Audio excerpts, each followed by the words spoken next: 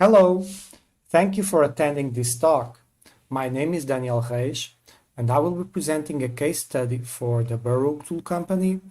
The focus is on the tracking and control of an engineering-to-order manufacturing process. This was planned to be a joint talk with Jason Holling from Burr Oak Tool. Unfortunately, for logistic reasons, this was not possible, and I will be presenting alone. Jason is the customer project manager and was key in identifying the needs and validating the solution for the processes we will be discussing. I am Reis, am the managing partner for Europe at Source Integrators, an Odoo Gold partner, and was awarded the Odoo Best Partner for North America in 2020. Burr Oak Tool was founded in 1944 in Michigan, United States, a state known for its tradition in engineering. It grew to be a leader in machines, tools, and expertise to the world's heat exchange manufacturers and tube processing industries. Burr Oak Tool builds large tailored machines to be used in heating, ventilation, and air conditioning manufacturing plants. Adding some context on the Burr Oak Tool Odoo implementation, Odoo comes as a replacement to Microsoft AX. While AX has good manufacturing features, it came short to Burr Oak's needs. Odoo also has some important gaps, but seems to have more flexibility to address them. Burr Oak typically operates in an engineering-to-order mode, also known as a job shop. Here, customer orders are custom designed and involved a large project mixing engineering knowledge work and manufacturing operations. In fact, most of the cost is related to the specialized engineering and assembly work rather than the physical components used in the manufacturing process.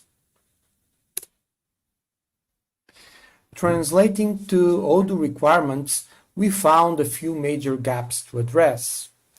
We had to tie all job costs together to allow having an integrated view. We needed to capture the actual costs on the moment they were happening, not only at manufacturing order closing. Burr Oak needed daily information on the actual costs and also see the work in progress amounts and what were the variances versus the planned amounts. Another requirement was having the cost split by different types of labor and overhead.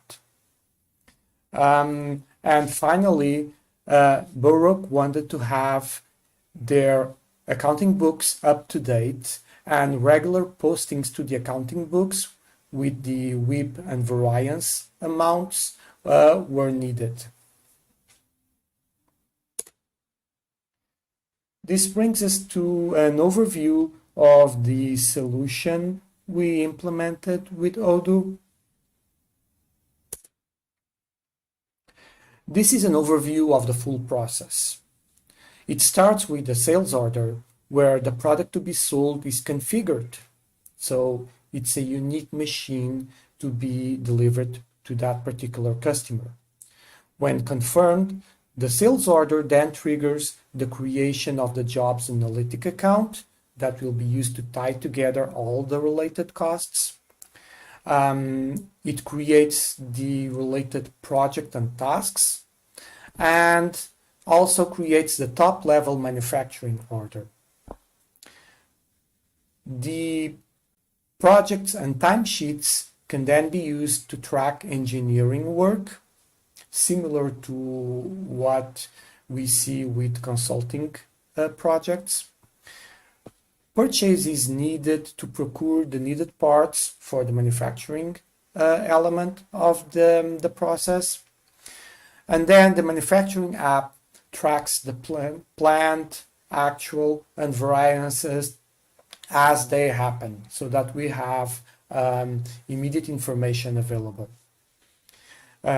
This allows for analysis tools and for routines to post the journal entries, updating this information in the accounting books.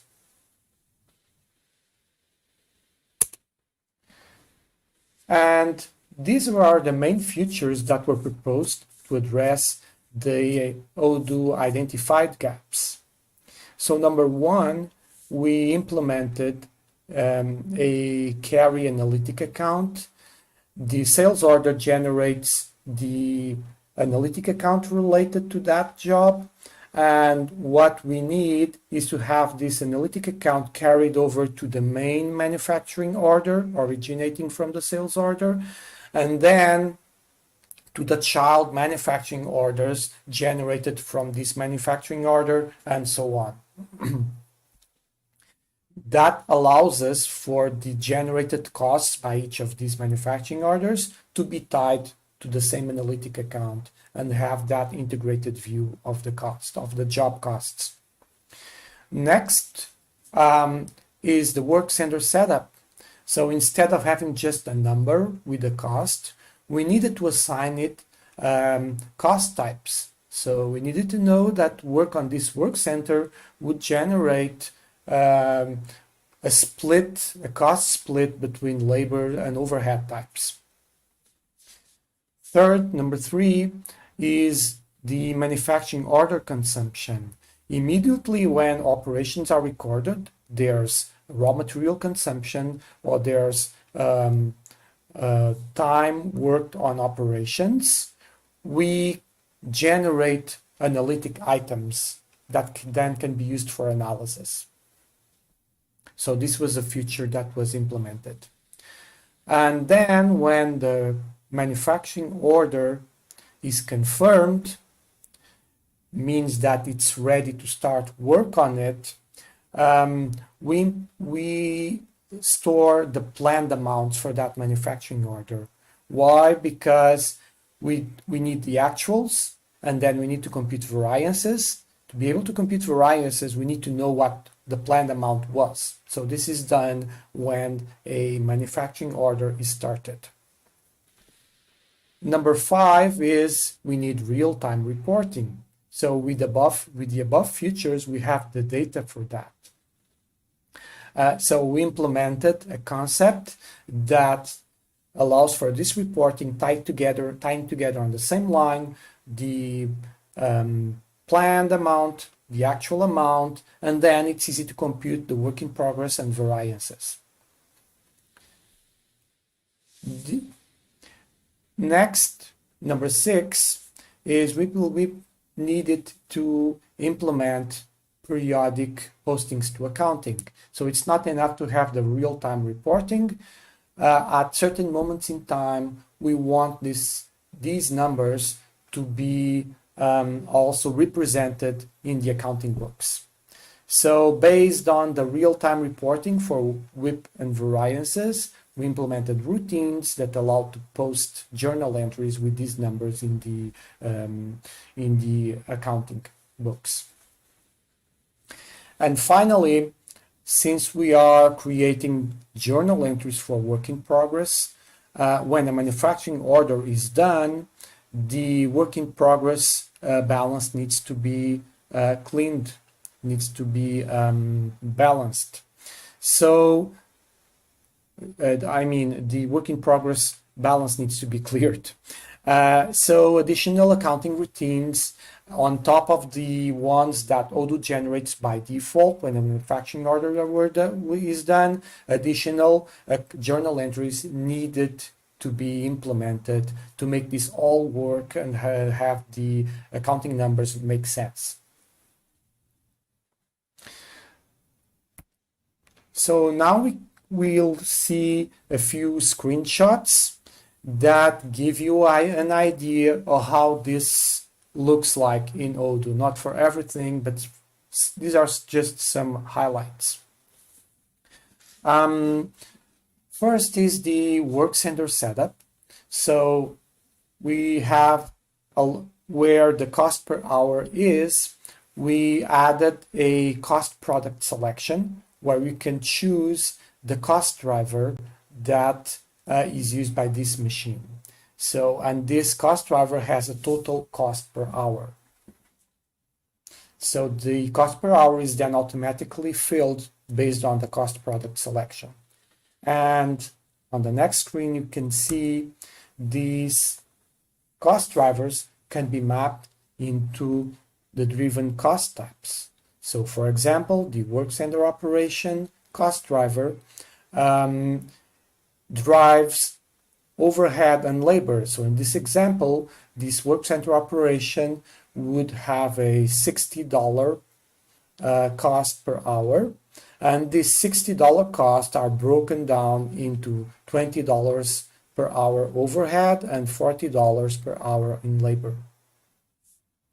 So this information is then used to make the split on the analytic items when they are generated.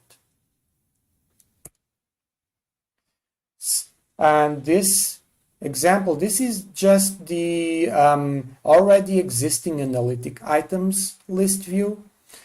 And what we can see here is that, so we have this view grouped by analytic account and then by product. And we can see that we have for the sale order 46, we can see the components, we can see the costs generated by consuming component A, component B, and we can also see the costs that were generated for labor and overhead. So instantly, when operations are recorded on the manufacturing order or raw materials are consumed, analytic items are generated here with the corresponding costs. So this captures the actuals as they happen. The next thing that's relevant to show is the analytic tracking items concept we added. Tracking items were implemented. Tracking items look like budget lines under an analytic account. And as I said before, when we confirm a manufacturing order, we capture the planned amounts, creating tracking items with the planned column. This view then can automatically queries the analytic item actual cost data to find the actual cost column. And having these two columns, it's then easy to compute the work in progress, the variance, and the remaining columns we see there. Additionally, this data can be used for a routine to post these amounts to the accounting books. And we have a control column there showing us how much of these amounts were accounted for and what is missing and what should go in the next journal entry and is not in the books yet. So we have all this information. This would be the main reporting screen for all this. And as usual, we can group by whatever we like, by analytic account, by work center, by product. Well, we have a wealth of options to group by.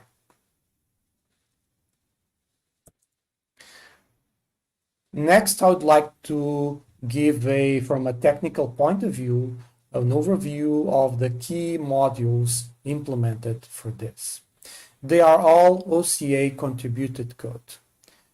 In the Account Analytic repository, modules implement the base concept for activity-based cost. So these are the cost drivers and the driven cost types, and the tracking items. So that's the screen we just saw. And then in the manufacturing repository, we have modules to apply these concepts to manufacturing orders. So we can map driven costs to work centers. We can generate work in progress analytic items for components and operations, and then leverage the base concepts we implemented in the analytic account repository. So this is published, this is available in the OCA. These are still at an initial stage, so we don't have this in production yet. We expect it to have it soon. So there might be some maturity evolution here, but the code is there, is ready for anyone who wants to give it a try. And this is all I had to present today. So thank you for attending. I hope this was interesting to you. I'm aware that it probably was too high level presentation. It was not possible to go into all the details, but I'm open to questions. Thank you.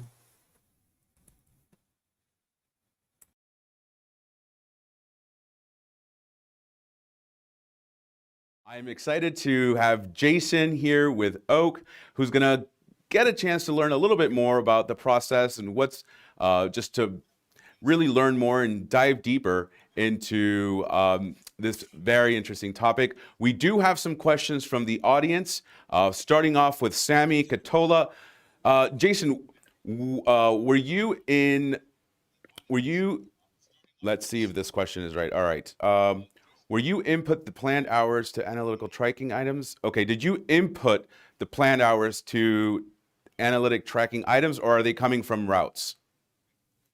The what we call our REs, or our reasonable estimates, if I believe the question, we put it into the routes. That would be correct. And the analytic is the way in which we calculate the actual to plan. Okay, all right.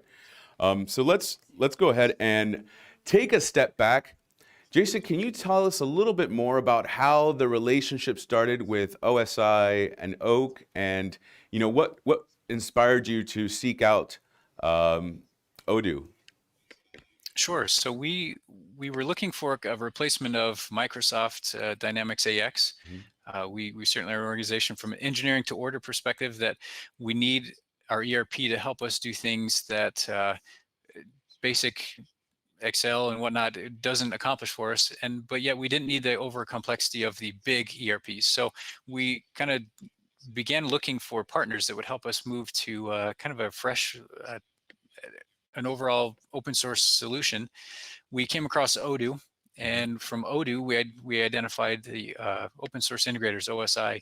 And I guess you could say the rest is kind of history. We were pleased with the consultants that came, discussed their background, their history, their experience in the engineering to order, the kind of tangible product build space, which is why we've been working with OSI since. Awesome.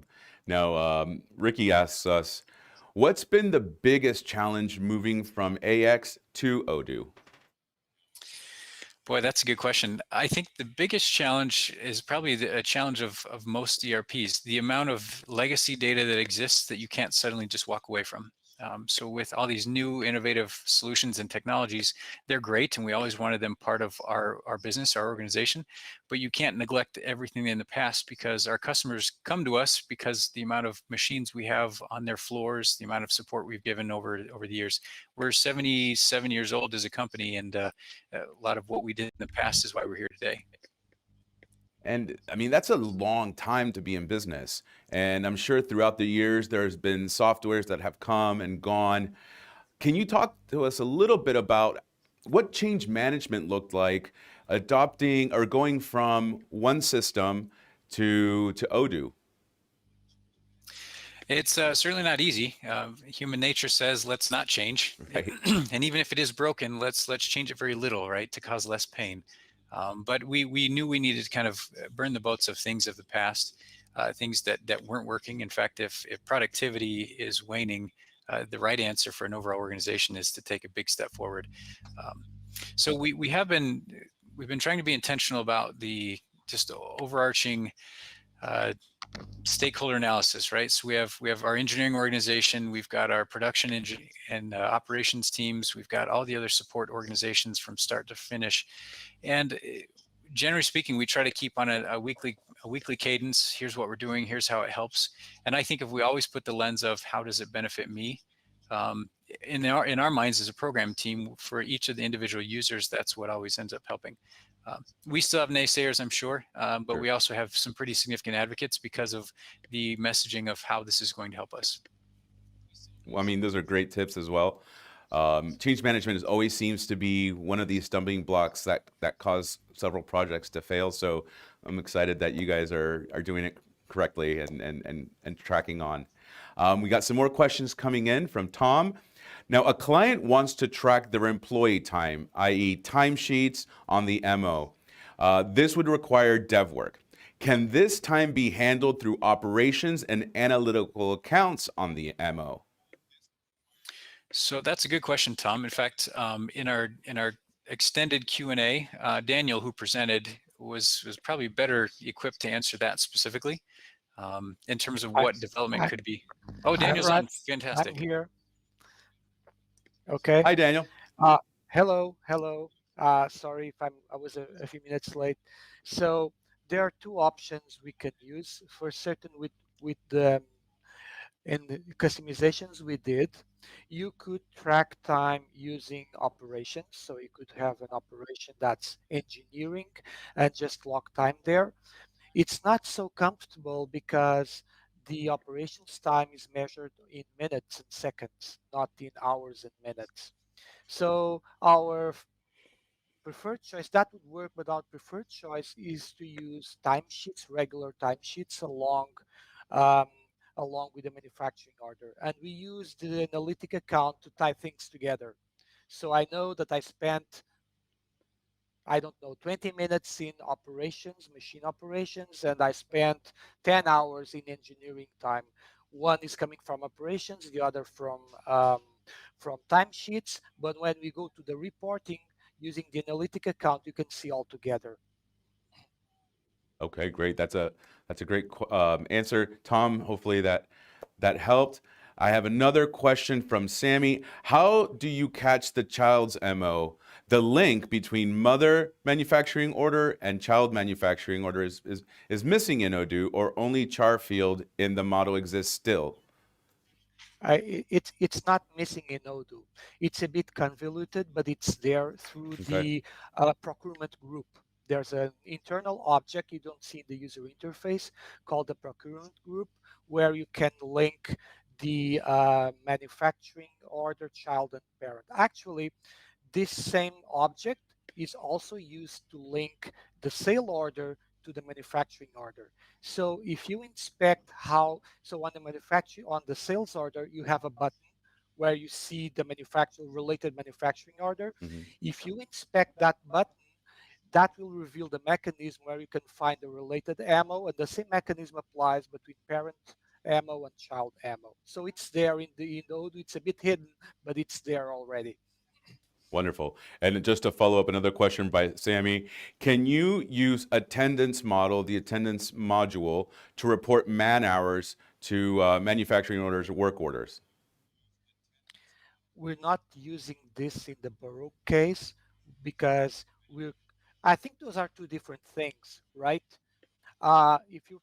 Is this related to manufacturing orders? Because you should capture that on the shop floor. You should have some kind of device where you can say, I started working on this manufacturing order, I stopped working. And that captures the time that goes into the operations tab. Um, and even for, if we think about timesheets, the clock in, clock out, it's like you could work on several tasks for several MOs during the same day. So you could do that, but I'm not sure it's helpful. It's useful. Okay. Daniel, we have a quick question from Rebecca regarding, do you need code to customize? Obviously, there's an out of the box solution. If there's there's customizations that could be done with the Studio application. So how would you address the needing to customize using the source code for any kind of development versus what's out of the box? It's a good question. So me and yeah, at our company, Open Source Integrators, we prefer to always use modules. We understand that for most people, that's probably too complex and they prefer to use the Studio. And there are cases where Studio is only your only option, like Odoo.com, Right. so Odoo Online. So in that case, you need to use Odoo Studio. But if you can, I think we should use custom module codes. It's more flexible. Great. I'm so sorry. We are out of time. Daniel, Jason, thank you both for joining us today. And to the rest of our Odoo community from around the world, thank you so much for tuning in and have a great rest of your day. Thanks again, guys. Thanks.